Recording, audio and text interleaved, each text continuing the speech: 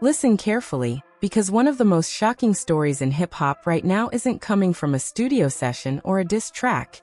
It's coming from something far more private. Something that, if true, was never meant to be seen. Just when it seemed like the story surrounding Remy Ma, Papoose, and Fat Joe couldn't get any more complicated, everything suddenly escalated.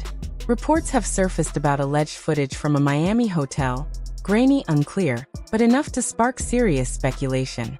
According to the claims, the video shows two figures walking through a hallway late at night, around 2:17 a.m., heading toward a private suite. Alongside that, there's talk of a hotel registration record, bearing the names Joseph Cartagena and Remy Smith. Now, none of this has been officially confirmed, but the story doesn't stop there. What really turned heads is how this alleged evidence supposedly came to light. The rumor circulating is that Papoose himself may have discovered it while going through an old tablet, one that had been used years ago for music drafts and personal recordings. Buried among old files was a clip labeled with a date and location tied to Miami in 2011. If that detail is accurate, it raises a serious question. How long has this situation been misunderstood, or completely hidden? To understand why this story is hitting so hard, you have to go back. Long before headlines and speculation, Remy Ma and Fat Joe had a deep professional connection. From their early days in the Terror Squad era to major hits like Lean Back, their chemistry was undeniable. To the public, they were family, mentor and protege, united through music and loyalty. Remy Ma, after all, wasn't just another artist. She was widely seen as the successor to Big Pun, whose legacy carried enormous weight.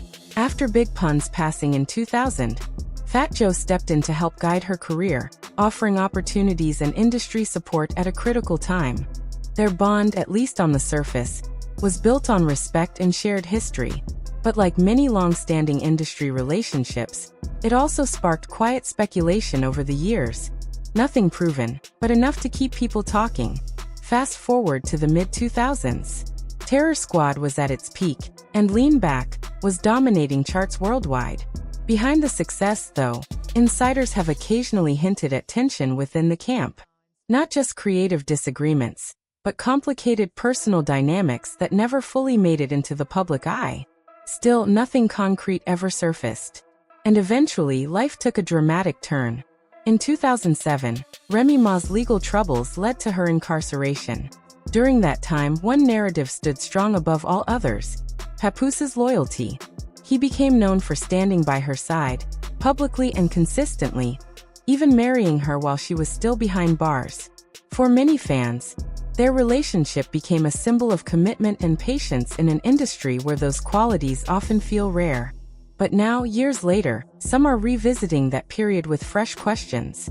Unverified claims suggest that while Papoose remained publicly devoted, Fat Joe may have maintained private contact with Remy Ma during parts of her sentence.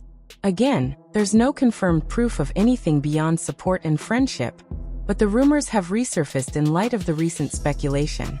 Adding to the intrigue is an old interview clip in which Remy Ma, reflecting on her time in prison, mentioned being surprised by how certain people showed up for her. She didn't name anyone specifically, leaving the statement open to interpretation.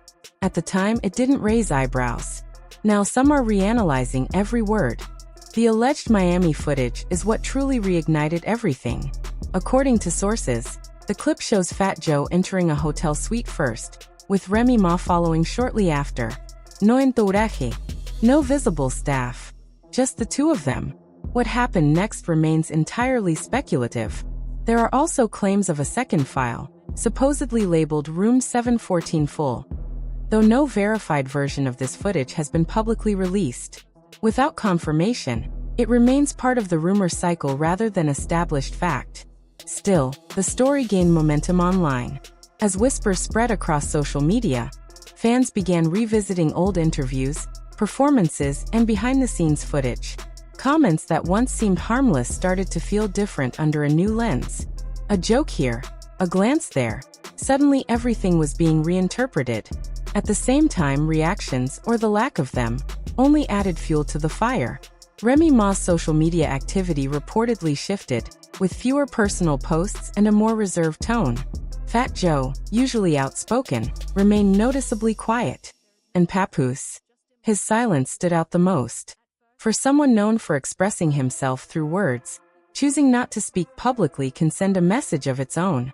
Behind the scenes, sources claim that Papoose may have taken a more analytical approach rather than reacting emotionally, reaching out to people from the past, revisiting old conversations, and trying to piece together a timeline.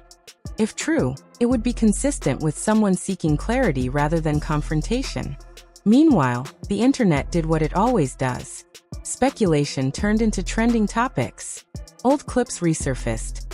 Fans formed theories, some grounded, others far more exaggerated. Hashtags began circulating, and forums filled with debates about what might have happened and what it all means. But here's the reality. As of now, none of the major claims have been officially confirmed by the people involved. No verified footage has been publicly released. No direct statements have addressed the specific allegations.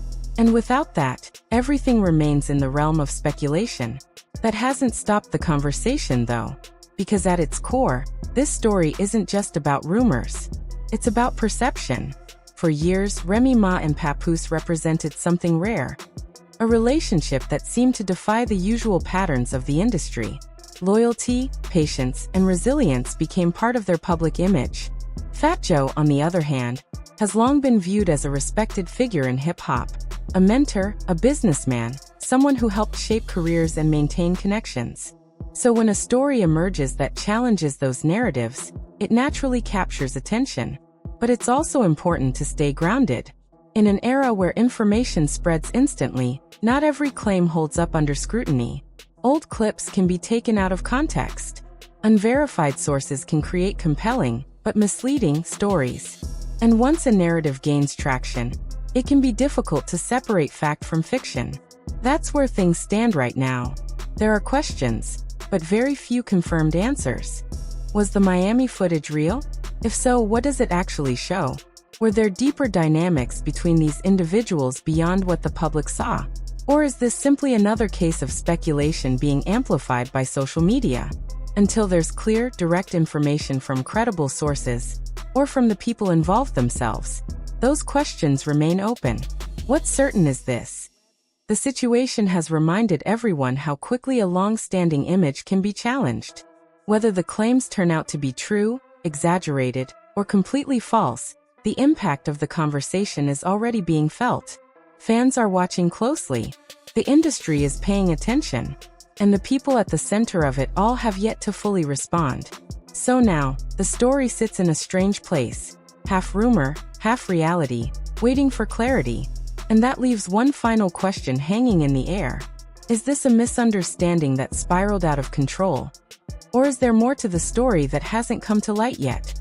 For now, all anyone can do is wait, watch, and question what's real and what isn't.